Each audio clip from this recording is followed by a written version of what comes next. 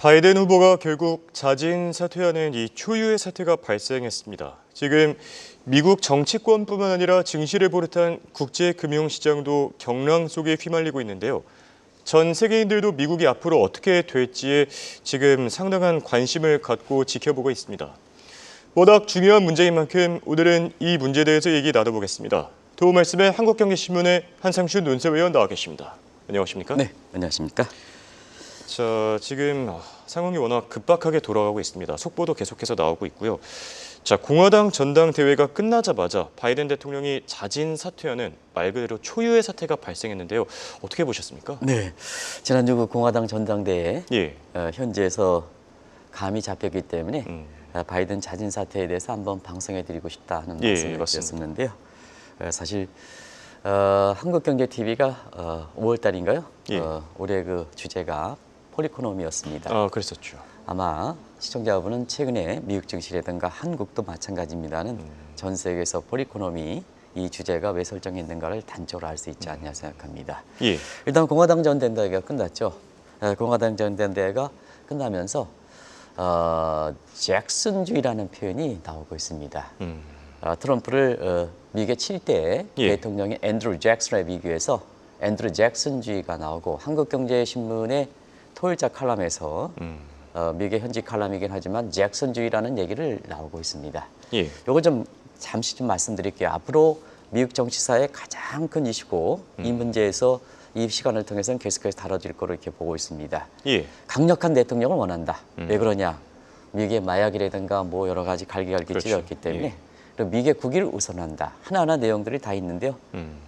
바이든 자진 사태에 증시라든가 경제에 미치는 영향이 굉장히 중요하기 때문에 간략하게 말씀드리겠습니다. 알겠습니다. 외교 문제 신경 쓰지 않습니다.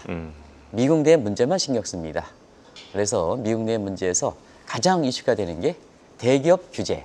앤드루 잭슨 때에는 대기업을 했습니다. 지금은 빅테크 기업들이겠죠.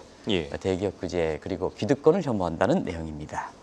이게 왜 이렇게 중요할까 하는 측면은 증시라든가 경제에 미치는 영향 굉장히 클 거로 보고 있습니다. 이런 가운데 바이든 대통령의 자진 사퇴 얘기가 계속해서 좀 나오고 있죠. 아마 미국의 대선 역사상 이렇게 물론 과거에도 이제 발생하긴 했습니다는 그 대통령 선거를 불과 한 3개월 정도 남겨놓고 이렇게 자진 사퇴하는 것은 초유의 사태입니다. 그래서 지금 전 세계가 이 문제에 대해서 가장 큰 관심인데요. 지금 나오는 것은 민주당 후보로 바이든이 공식적으로 해리스 부통령을 지명했습니다. 사실 미국의 정치사에서 이렇게 보면 해리스는 바이든 대통령 한 짝을 이루고 있습니다. 해리스가 단독적으로 경쟁력이 있는 사람은 아니거든요. 예. 그래서 바이든 대통령이 부통령을 임명했기 때문에 이분이 부각된 사람입니다. 그런 측에서 보면 해리스는 안 된다. 자, 앞으로 3개월 남기는 하지만 지금 상태에서 여전히 미셀 오바마가 나올 것이냐, 제3의 인물이 나올 것이냐 이게 관심이 되고 있다 이렇게 볼 때 있습니다. 알겠습니다. 자, 여기서 궁금한 지점이 있는데요. 바이든 대통령의 이 자진 사퇴로 트럼프 대세론이 그렇다면 굳어졌다고 보시는지 이와 관련해서 뭐 다양한 시각들이 나오고 있지 않습니까? 네. 결국은 트럼프 대세론이 굳어졌느냐, 바이든 자진 사퇴에 대해서 변수는 있죠. 왜 그러냐면 트럼프는 일정의 과거에도 말씀드렸습니다. 지난주 금요일 방송인가요? 최선책이 아니다. 미국 국민들의 최선의 선택이 아니다. 그렇죠. 공화당 내에서 최선의 선택이 아니다. 어쩔 수 없이 했기 때문에 트럼프도 등장한 차선책 세컨드 베스트라는 얘기입니다. 세컨드 베스트일 때는 언제든지 변수가 많다는 얘기입니다. 과거의 미국의 정치사를 한번 보겠습니다. 미국의 정치사 보면 다른 얘기도 필요 없겠습니다. 지금 대선론이 구워지고 있는 트럼프에 대해서 2016년 11월 그때 당시엔 7일인가요?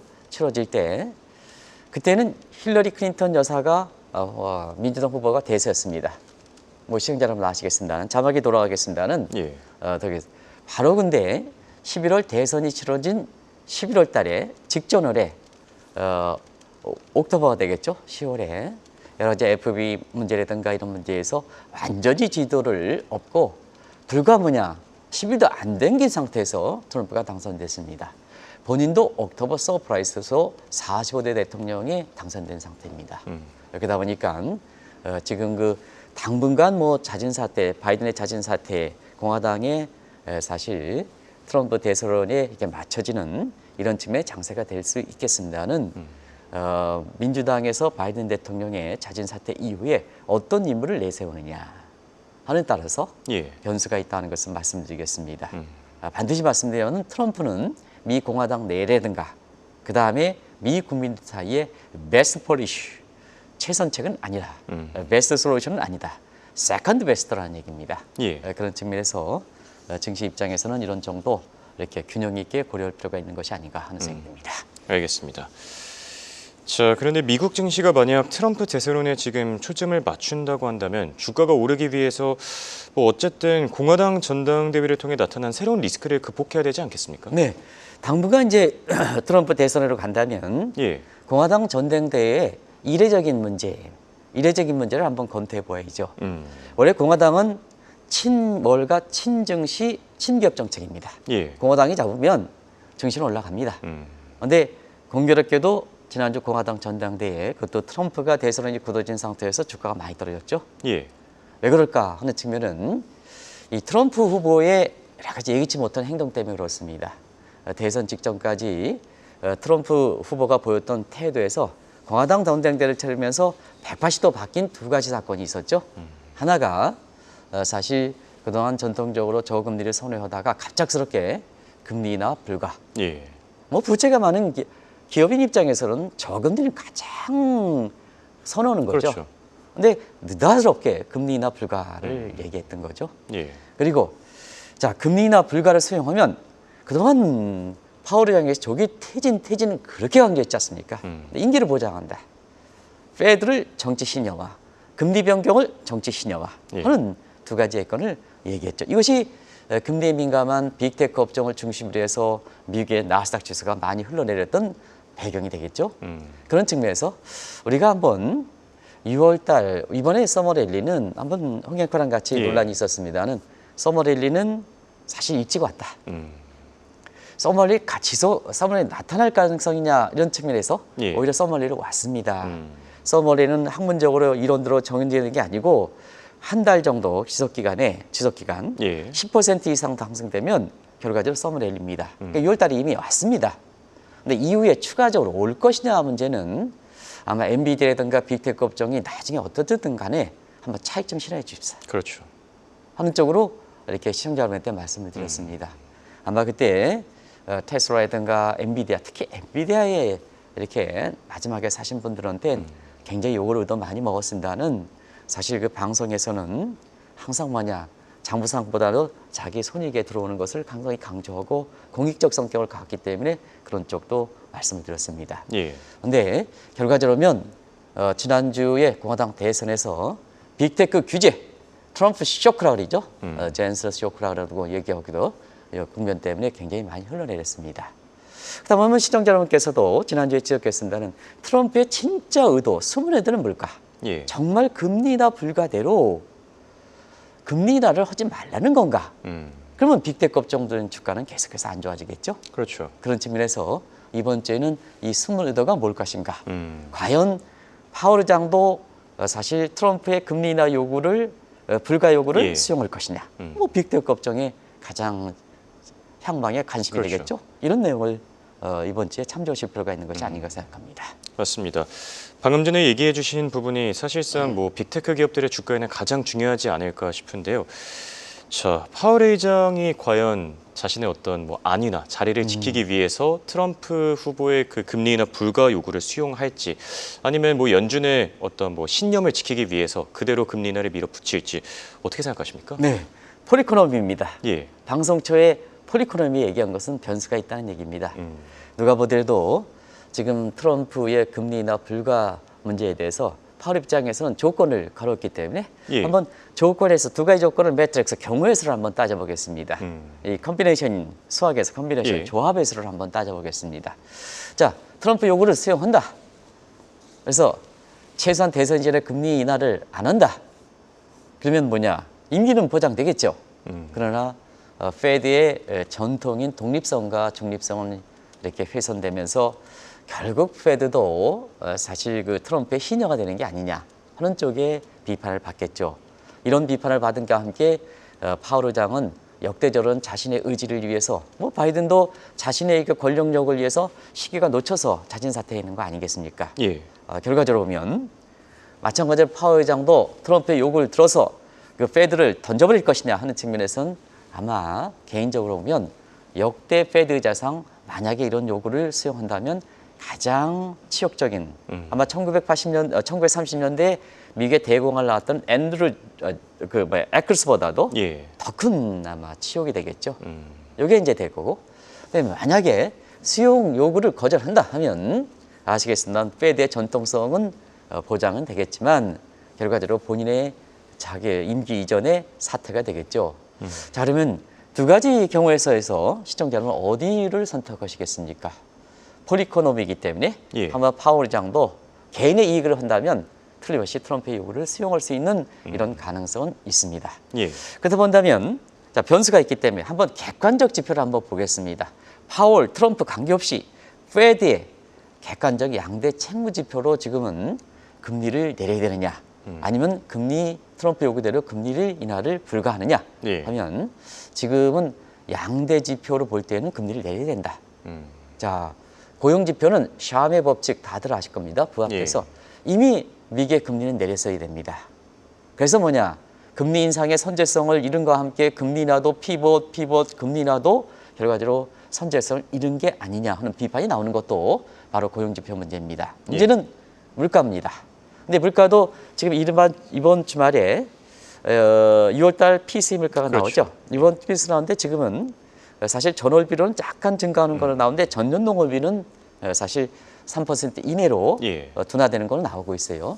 그런 측면에서 보면 PCE 물가가 3% 이내로 돌아가기만 하면 통화정책 시차가 1년 정도로 감안해 볼 때는 지금 물가 지표가 PCE 물가가 목표치에서 조금 벗어난다 하더라도 물가를 금리 인하를 단행하더라도 무난하다 이렇게 보시면 되겠습니다. 예. 결과적으로 파월이 사실 트럼프 요구를 거절하고 양대 채무 지표를 볼 때는 또 미 국민이든가 페드의 전통을 위해서는 이렇게 그것이 7월이 되든 지금 가장 가능성 높은 9월이 되든 어찌됐든 대선 이전에 해야 될 거로 이렇게 보고 있는데요. 시청자는 어떻게 생각하십니까? 폴리코노미입니다. 예. 파월 의장도 그동안 보였던 행태를 보면 정치권을 의식하는 시각도 있습니다. 근데 개인적으로 보면 국민의 최후의 보류가 또 국민에서 가장 보편적으로 영향을 미치는 게 금리 변경입니다. 예. 그런 측면에서는 중앙은행의 독립성, 그다음에 이렇게 중립성은 그 생명처럼 여기거든요. 한국은행도 마찬가지입니다. 그런 각도에서는 사실 전 세계라든가 이런 거 입장에서는 좀 파월이 양대 책무대로 정치권에 휘둘리지 말고 예. 이렇게 변화 예측하기 불가능한 트럼프의 요구에 수용하지 말고 개인적으로 보면 좀 대선 이전에 금리를 인하했으면 그러면 뭐냐 미국 증시 입장에서는 지난주 공화당 전당대회에서 금리 인하 불가 쇼크에 따라서 이렇게 엔비디아를 비롯한 빅테크 업종이 굉장히 흘러내리는 이 국면은 벗어날 수 있는 게 아닌가 하는 생각이 듭니다. 예.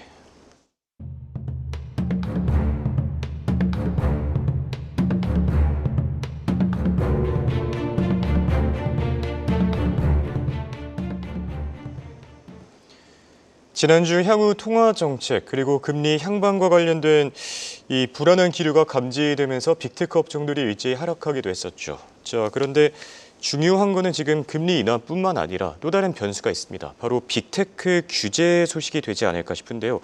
이것도 참 증시 입장에선 부담 아니었습니까? 네. 우리가 이 문제에 대해서는 아마 목요일 정도에 방송해 드린 적이 있죠. 그렇죠. 빅테크 규제 문제 굉장히 중요합니다.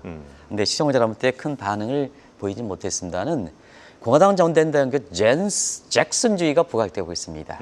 앞서 말씀같이 대기업 규제 그때 당시에는 사실 7대 1828년 전에서는 이렇게 대기업들이 기득권이었었거든요. 예. 그래서 그거 대기업 규제, 기득권 환멸해서 이게 유명한 잭슨주의입니다. 그러면 지금은 대기업이 누굴까? 1828년에 그때 대기업이 누굴까? 초연결 사회죠. 마치 디지털 사회 초연결 사회니까 젠슨 황이라는 엔비디아 창업자 이런 빅테크 업종들이 마치 황제처럼 누리고 있죠. 황제처럼 지금의 대기업들은 그때 당시의 대기업은 이렇게 초연결 기업들 빅테크 기업이지 않습니까? 예. 그리고 젠스랑 이런 사람들이 그렇게 많은 효과를 누려 마치 금융사의 고객 상품을 가지고 수익되는 오너들이 마치 황제처럼 누려 이게 뭐냐? 이게 잭슨주의의 가장 적대에 해당된다는 얘기입니다. 그렇죠. 근데 이번에 공화당 전당대회를 통해서 잭슨주의가 더 강화됐다는 얘기거든요. 예. 그게 뭐냐? 이때 과거에 앤드루 잭슨 때에 이렇게 저소득층에 희망을 던져주는 기득권의 환멸을 느껴서 희망을 던져주는 이런 쪽에 사실 그 앤드루 잭슨 대통령이 사실 미국사에 희망을 던져줬죠. 예. 그게 트럼프가 뭐냐?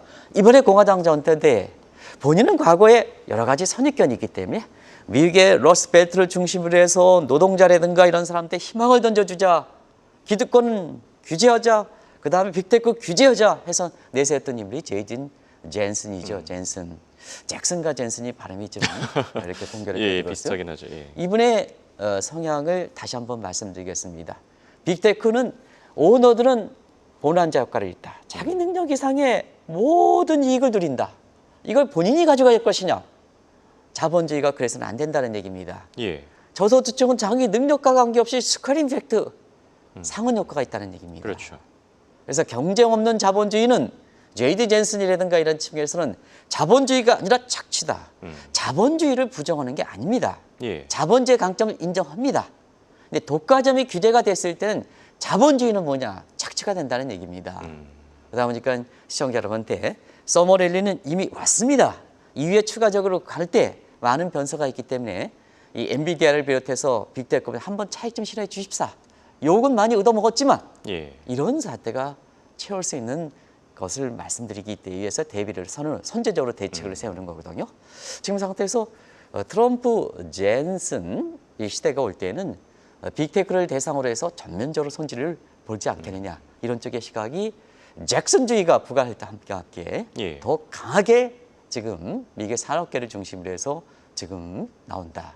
오죽했으면 자 머스크 회장이 트럼프가 대선을 붙여서 매월 600 우리 돈으로 600억 원이요. 예. 600억씩 넣어주겠다 하는데 앞으로 빅테크는 손본다 하는 측면에서 이거 철회했지 않습니까? 그렇죠. 철회했다는 게 주말에 나왔거든요. 철회했습니다. 예. 그래서 친트럼프 정향의 빅테크 업종들도 지금 뭐냐 이거 문제에 대해서 그만큼 경계한다 이렇게 볼 수 있습니다. 알겠습니다. 자, 그리고 지금 속보가 계속해서 나오고 있습니다. 네네. 공화당 입장에서는 이제 바이든 대통령이 지금 후보 사퇴뿐만 아니라 아예 대통령직도 내려놔야 된다. 좀 거친 발언들이 많이 나오고 있는데요. 뭐 자막으로 나오고 있는 만큼 네, 방송 보시면서 참고하면 좋을 것 같고요. 자, 저희가 빅테크 얘기를 하고 있었죠. 그런데 이 빅테크 규제 실현 가능성, 지금 JD 벤스가 또 FTC 위원장, 아마존 킬러 리나 칸을도 신봉하는 걸로 알려져 있지 않습니까? 그래서 이게 실현될 가능성이 높다 이런 평가들도 나오고 있다고요. 네, 사실 이겁니다. 지금 제 김지현 PD가 예. 이렇게 좀 자막을 좀 조금 속보 자막을 남겨 주시기 바랍니다. 자진 사퇴했습니다. 예. 자진 사퇴면 그러나 바이든 대통령이 마지막 임기는 다 하겠다.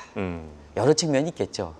그러나 민주당에서 보면 향후에 이렇게 사실 그 본인의 대통령직을 내년 1월 19일까지 예. 그러니까 1월 19일까지 0시까지죠. 그러니까 1월 20일 0시까지 예. 이게 인정한다면 후보 해리스를 내놓든 어떤 사람을 내놓든 마지막 권력력은 지킬 필요가 있겠느냐. 자진사할 때 일단 내려놓는 게 좋겠죠. 예. 어차피 사실상 지금의 미국의 이렇게 대통령 선거를 바이든 대통령이 없다 하더라도 사실 선거 관리에서 이걸 하는 겁니다. 그리고 대통령이 그렇게 필요는 없습니다. 그리고 마지막에 뭐냐. 임기 때까지 무슨 정책이 나오겠습니까? 예. 좀비 대통령이 되는 거죠. 그러면 화끈하게 뭐냐.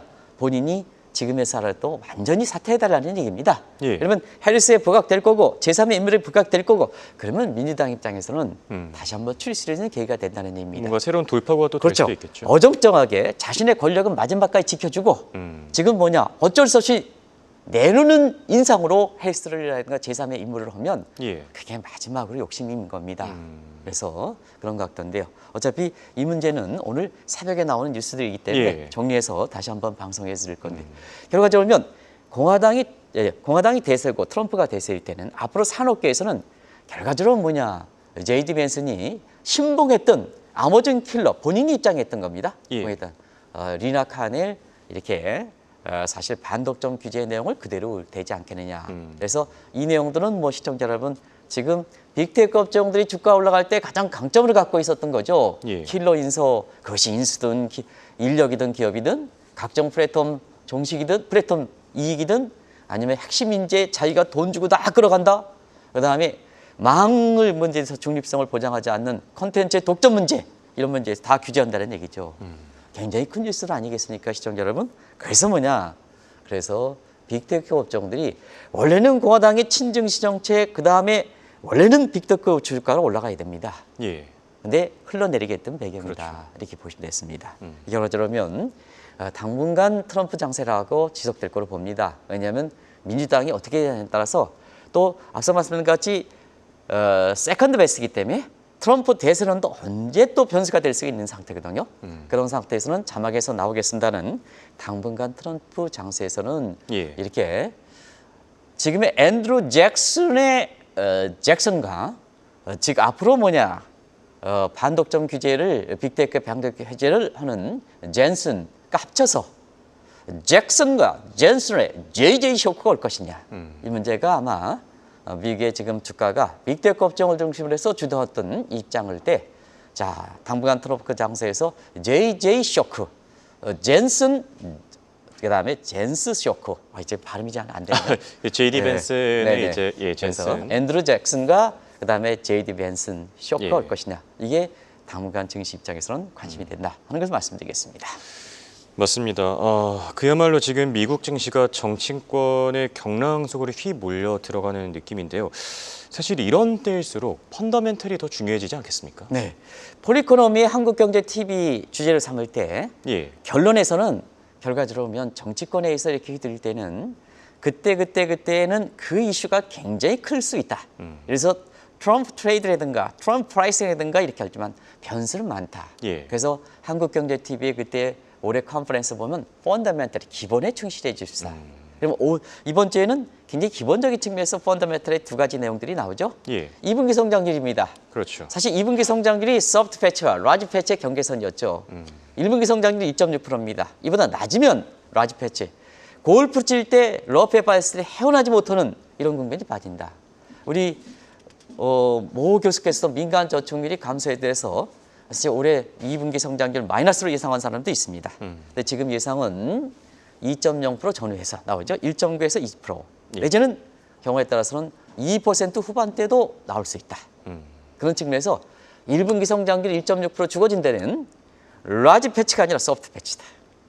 소프트 패치다. 예. 이런 측면에서 사실 너무 이 JJ 쇼크에 대해서 너무 우려하지는 마십사 하는 것을 말씀을 드리고, 또 IMF에서 지난주에 7월 달에 이렇게 세계 경제 중간 전망 나온 거 보면 예, 그렇죠. 미국 경제 성장률은 상반기는 낮다.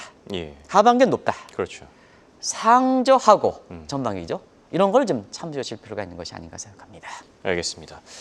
자, 그리고 GDP와 함께 이번 주부터는 빅테크 기업들의 실적 발표가 본격적으로 시작되는데요. 어떻게 나올 걸로 보십니까? 네, 정치권에서 빅테크 규제 여부와 관계없이 예. 2분기 아까 홍익국께서 여러 가지 빅테크 기업들이 이렇게 예, 간단하게 이렇게 나왔죠. 근데 그 내용을 좀 참조하실 필요가 있는데요. 지난주에 집중적으로 발표했던 2분기의 금융주도 예상외로 좀 어닝 서프라이즈 나왔습니다. 예. 그리고 또 한 가지 뭘까? 지난주에 발표했던 넷플릭스도 발표했었죠? 어닝 서프라이즈 예, 나왔습니다. 그렇죠. 대체로 2분기에 이번 주에 빅테크 주요 업종들이 그것이 알파벳이든 테슬라든 많은 기업들이 나올 거로 이렇게 보이는데 대체로 마일드 어닝 서프라이즈다. 그런 측면에서 마지막 결론을 내리게 드리겠습니다. 예. 퍼플이 증시 내용은 좋습니다. 트럼프 트레이드, 트럼프 프라이싱 얘기는 하지만 사실 퍼플리즘 증시에서는 그런 거에 흔들리지 말고 균형의 지혜를 좀 발휘해 주십사. 그리고 펀더멘털에 보다 치중해 주십사 하는 것을 좀 말씀드리겠습니다. 알겠습니다. 이렇게 오늘은 바이든 대통령의 자진 사퇴를 주제로 얘기 나눠봤습니다. 지금까지 도움 말씀의 한국경제신문의 한상준 논설위원이었습니다. 네, 고맙습니다. 네, 고맙습니다.